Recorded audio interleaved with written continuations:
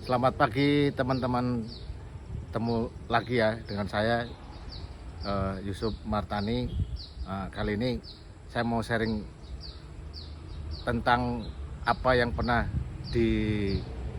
diceritakan orang tentang Gus Dur gitu.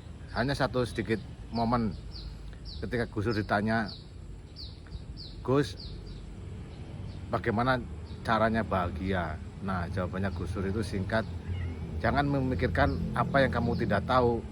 Lah, kalau kita sudah tahu bagaimana Gus? Ya nggak usah dipikirin, nggak, wong kita sudah tahu kan, kira-kira begitu. Nah, saya punya sambungannya, kira-kira konteksnya ketika orang mau memulai atau anak muda memulai usaha.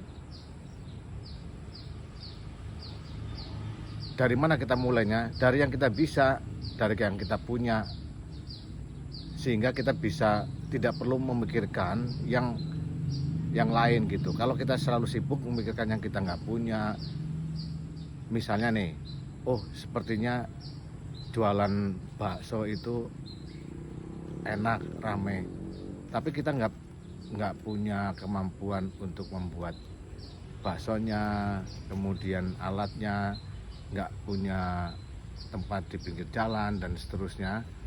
Nah, kalau kita sibuk misalkan memikirkan tempat di pinggir jalan, kita sibuk mikirin berapa sewanya nanti dan seterusnya, lebih baik kita mikir apa yang kita punya.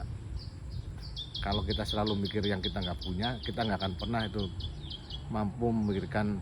Ya misal kita punya lahan 100 meter atau punya rumah, walaupun di dalam, kita bisa membuat sesuatu gitu. Bagaimana nanti menjualnya, pikirkan nanti ketika produknya sudah jadi. Jadi berpikir, kalau saya memahami, mengadopsi yang Gus Dur sampaikan tadi begitu. Jadi mulai dari apa yang kita punya, yang kita bisa, setelah jadi bagaimana cara memasarkannya, dipikirin setelah produknya jadi.